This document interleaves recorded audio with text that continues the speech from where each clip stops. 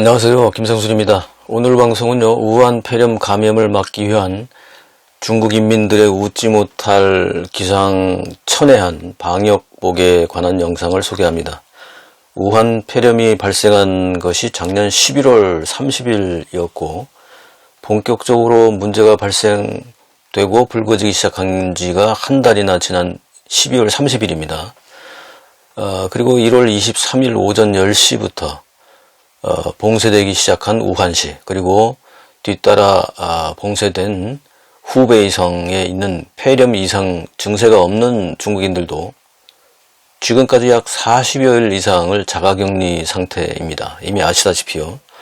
한국도 확진자가 늘면서 자가격리를 하시는 분들이 많아졌습니다. 자가격리를 하시는 분들이 정말 많은 듯한데요. 저도 가끔 외출을 하게 되는데 거의 집에 있습니다. 최근 상태가 상황이 그러니까요. 지난 3일 중요한 회의가 있어서 오랜만에 지하철을 탔는데 거의 텅 비어 있습니다. 제가 이런 경우를 거의 본 적이 없거든요. 새벽이나 이렇게 이른 새벽이나 이런 시간 아니고는 본 적이 없는 그런 광경을, 그것도 11시 반 이 정도 시간에 봤다는 게 오전이요. 상당히 놀랐습니다. 그만큼 이번 우한 폐렴 사태의 심각성을 느낄 수 있는데요. 우한 폐렴이 발생하기 이전에 중국의 도시나 농촌에서 나름대로 즐거운 삶을 보내고 있는 그런 장면을 잠시 짧게 영상 하나 준비했습니다. 한번 보시죠.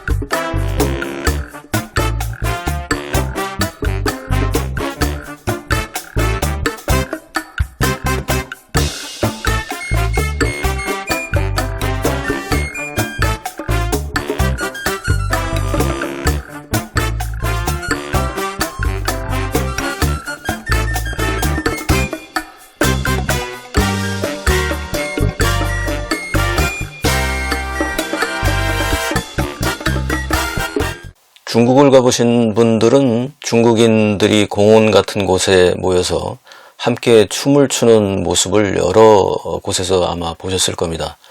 낮에도 그렇고 밤에도 저녁에도 그렇습니다. 음악을 크게 틀어놓고 나름 모여서 재미있게 즐겁게 춤을 추는데요. 춤 실력이 중요한 건 아니죠, 그죠? 함께 운동하면서 스트레스도 풀고 평상시 이렇게 소통하는 그런 활동들인데요. 개혁개방의 길을 가면서 중국인들도 공산당 일당 체제의 강압 통치 속에서도 제한적이지만, 그러나 나름대로 일상생활에서의 활동이 점점 자유롭게 변하고 있었습니다. 그런데 우한 폐렴 사태 이후에 감염을 위한 격리라든지 외출이 제한되면서요, 새로운 모습이 출현하고 있습니다. 오늘은 무겁지만 어떻게 보면 가볍지만 사실 또 그렇게 가볍지도 않은 무거운 영상이라고도 할 수 있는 이 내용을 좀 준비를 했습니다. 오늘 영상은요, 제 코멘트를 따로 달질 않고 구독자님들과 시청자님들이 영상 시청에만 집중할 수 있도록 한 4분, 5분 정도 되는 내용인데요. 간단한 자막으로만 제가 중간중간에 생각을 올리겠습니다. 영상 보시겠습니다.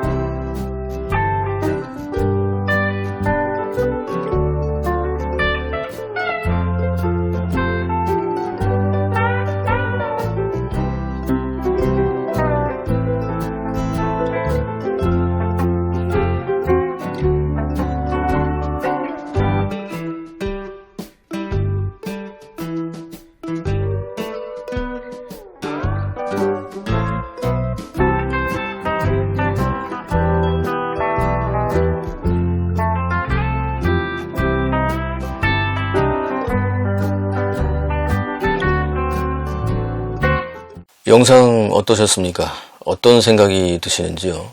댓글로 서로 소통하시죠. 숙제 좀 하시고요. 예, 저만 숙제할 게 아니고, 이게 뭐 영상을 보면 웃기기도 하지만 사실 이게 웃기만 할 수 없는 현실입니다. 예, 삶이 참 묘하다는 생각이 들고요. 영상을 제가 만들면서도 그렇고 완성된 편집된 영상을 제가 보면서도 한숨과 탄식이 먼저 나오는 건 뭐 제 생각일까요? 아니면 뭐 저만 그럴까요? 예.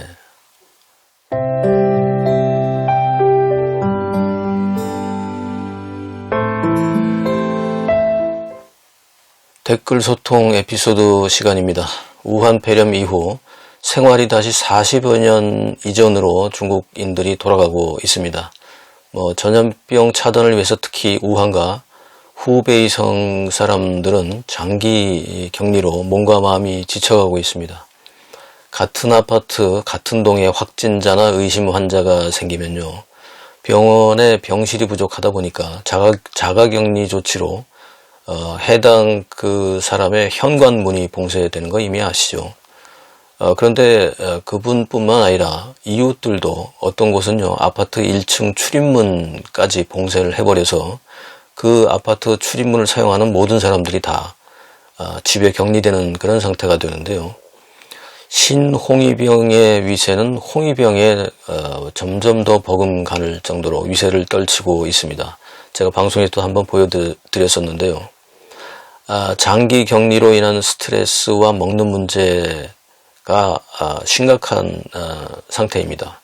공안과 청관들로 구성된 이른바 신홍위병이 독점 식료품을 독점으로 공급을 하고 있고요. 이 값이 또 터무니없이 비쌉니다. 심지어는 무상으로 지원받은 이런 다른 지역에서 식료품도 무상으로 지원받았으면 무상으로 나눠줘야 되는데 이걸 팔고 있습니다. 예.